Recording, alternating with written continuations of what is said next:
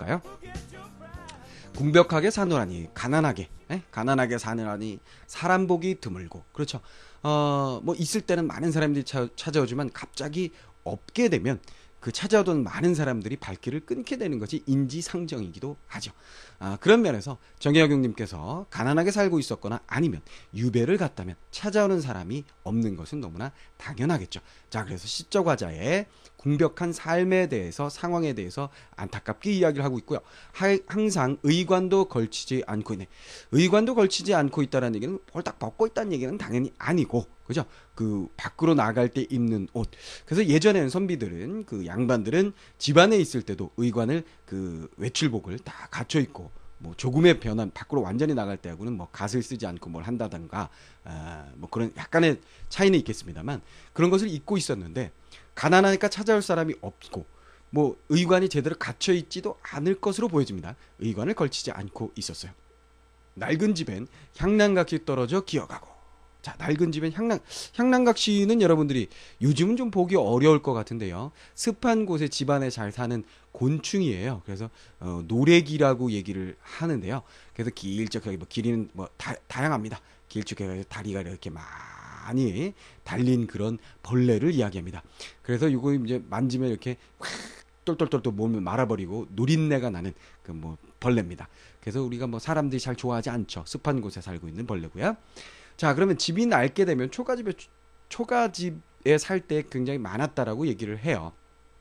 그래서 낡은 집에 향난각시 떨어져 기어가고, 이 벌레도 습한 상황, 그러니까 장마비가 계속되고 있기 때문에 습한 상황에서 더 많이 생겼을 것으로 보여지죠. 황폐한 들판에 팥꽃이 남아있네. 황폐한 들판. 자, 황폐하다. 황폐하다란 말 하나를 가지고도 그 궁벽한 삶에 대한 것이 그대로 잘 드러나죠. 근데 그 황폐한 들판이라는 것은 어떻게 보면 화자 자신의 궁벽한 삶을 이야기하는 것으로 볼 수 있겠습니다만, 백성들 모두의 상황으로 볼 수도 있어요. 그죠? 탁상공론만 해대는 그런 위정자들이 정치를 잘못하여서 백성들이 황폐한 들판에서 먹을 것 없이 살아가고 있는 그런 모습을 안타까워하면서 이런 구절을 집어넣었다라고 얘기를 할 수도 있겠습니다. 무슨 말인지 알겠죠? 그래서 궁벽하게 사노라니 사람 보기 드물고 항상 의관도 걸치지 않고 있는 것은 궁벽한 삶의 모습, 그 다음에 뭐 유배지에서 삶의 모습, 화자의 모습을 보여주는 것이 되겠고요. 그 다음에 집안 살림에 대한 얘기, 주변의 상황에 대한 얘기, 가난한 삶의 모습을 잘 드러내는 부분이다. 이렇게 생각을 하시면 되겠습니다. 자, 그래서 전반부에서는 계속해서 벼슬길을 떠나 궁벽하게 살아가는 모습, 궁벽한 삶의 모습이 주를 이루어서 나타나게 되는 거고요. 그런 궁벽한 삶을 좀 더 강조하기 위해서 의관을 걸치지 않았다, 개인적인 모습, 그 다음에 집안의 모습, 향난각시가 떨어져 굴러다닌다라든가, 그 다음에 황폐한 들판, 이거는 백성들의 모습까지 확대시킬 수 있지만 어쨌거나 화자의 궁벽한 모습을 계속해서 나타낸다라고 정리를 해보았고요. 자, 후반부로 들어가 볼까요? 병 많으니 따라서 잠마저 적어지고. 자, 나이가 들어서 병이 많게 되니까 잠도 잘 못 잡니다. 아픈 데도 많고 쑤시는 데도 많고, 뭐 나이가 들수록 잠은 준다고 얘기를 하지만요, 그 아픈 데가 많으면 더욱더 잠을 잘 수가 없겠죠. 선생님은 뭐 어렸을 때 이렇게 막 하고 싶은 일이 많고 뭐 공부하고 싶은 것도 많고 막 이럴 때는 살짝 거짓말같이 느껴지지만, 잠이 없으신 어른들을 보면 나도 저렇게 잠이 없었으면 좋겠다. 나도 빨리 어른이 돼서 나이가 들어서 잠 없으면 책도 많이 읽고 뭐 하고 싶은 것도 많이 하고 뭐 영화도 많이 보고 뭐 이럴 텐데 라고 생각을 했었던 적이 있거든요. 근데 선생님이 지금 막상 나이가 들어 보니까 나이가 들면 잠이 준다는 말이 다 저한테는 해당이 안 되는 것 같아요. 나이가 들어도 잠 많이 잡니다. 자, 그런데 여러분들은 잠을 조금 줄이시고 공부 열심히 하셔야 되겠죠. 병이 많아서 따라서 잠마저 적어지고 글 짓는 일로서 수심을 달래보내. 글을 지으면서 수심, 그 근심 걱정을 달래본다. 이 수심이라는 건 외적으로 접근을 해보면 뭐 백성에 대한, 나라에 대한 걱정이다, 나라 걱정이다라고 생각을 하셔도 되겠고요. 그냥 내적으로 보아서 가난에 대한 걱정이다 이렇게 생각을 하셔도 상관이 없습니다. 무슨 말인지 알겠죠? 작품 내용 그대로 보면 내가 궁벽하게 사니까 수심에 잠겨 있는 것이 되겠고, 외적으로 보면 정약용이라는 인물을 생각한다면 백성들에 대한 걱정, 나라에 대한 걱정으로 생각을 하는 것이 좋은 해석이 되겠죠. 비 오래 온다 해서 어찌 괴로워만 할 것인가. 구우라 그랬죠. 장마비가 계속된다고 해서 어찌 괴로워만 할 것인가. 자, 어때요? 괴로워만 할 것인가. 여기서 어때요?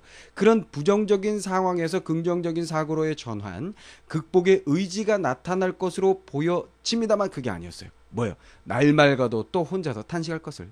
자, 비가 온다고 해서 괴로워할 것 없다. 날이 맑다고 해도 탄식할 것은 역시 계속되지 않느냐. 체념적인 태도가 드러난다라는 게 좀 문제가 되는 부분이기도 하겠네요. 그렇죠? 위정자로서 세상을 바꾸고자 하는 인물로서는 이런 체념보다는 어떤 강한 의지를 드러내 주었으면 좋았을 텐데, 이런 체념이 나타나게 되는 이유는 아무리 노력을 해도 뭐 유배 나와 있고 이런 상황 속에서 체념할 수밖에 없지 않았을까 하는 생각이 듭니다. 결국은 가난한 삶에 또 내적으로 접근을 해서 가난한 삶의 입장, 화자의 입장에서 보게 되면 이 수심은 가난에 대한 수심이면서 날 맑으며 혼자서 탄식한다라는 얘기는 장맛비가 그치고 난다고 해서 갑자기 먹을 것이 생기는 것이 아니라 가난은 계속된다라는 의미, 가난이 지속된다라는 의미로 생각을 하게 되는 거고요. 그렇죠? 화자를 좀 더 확대해서 작가의 입장으로 가서 정약용님의 생각으로 보면 일단은 이런 비가 계속 오는 상황을 단순히 가난한 상황이 아니라 비가 계속 오는 장마의 상황을 유배지에 와 있는 상황으로 해석을 할 수가 있겠죠. 그렇죠? 유배지에 와 있는데 날이 맑다는 얘기는 유배지에서 풀려나는 것을 의미한다라고 볼 수가 있을 거예요. 그렇죠? 유배지에서 풀려난다. 그러나 풀려나도 탄식하게 될 것이라는 얘기는 조정으로 다시 가도 이 썩어 빠진 조정이 바뀔 수가 있겠느냐, 뭐 이런 탄식으로 해석을 할 수도 있겠습니다. 무슨 말인지 알겠죠? 그냥 내적으로 보아서 개인의 가난으로 보아서 장맛비가 그쳐도 먹을 것 없는 것은 계속되지 않니? 라고 해석을 할 수도 있고, 아니면 현실 백성들이 장맛비가 그친다고 뭐 먹을 것이 있겠니? 까지 갈 수도 있고, 더 나아가서 작자의 입장에서 보면 유배지에 와 있는 지금 이런 상황에서 벗어난다 한들 이 조정, 이 나라가 바뀔 수 있겠느냐, 이런 한심한 지고, 이렇게 해석을 할 수도 있다라는 거예요. 자, 물론 이런 외적인 해석은 항상 뭐 여러 가지 형태의 시험에서는 보기를 주고, 그렇죠? 보기를 주거나 학원 답지의 상황을 통해서 충분히 추측할 수 있게 해놓은 다음에 출제를 하게 됩니다. 그런 내용들은. 그렇죠? 우리가 보는 작품 내에서는 그냥 있는 그대로 가난에 대한 탄식, 장마가 그쳐도 계속될 가난 때문에 안타까워함, 이렇게 정리하시는 것이 일단은 좋겠죠. 자, 그럼 마무리해 볼까요? 비가 그쳐도 수심은 계속될 것이니 안타깝다. 아까 그 수심은 뭐라 그랬어요? 궁벽한 삶, 가난이겠죠? 혹은 나라의 현실로 확대 해석할 수 있다는 얘기도 해드렸습니다. 자, 이렇게 해서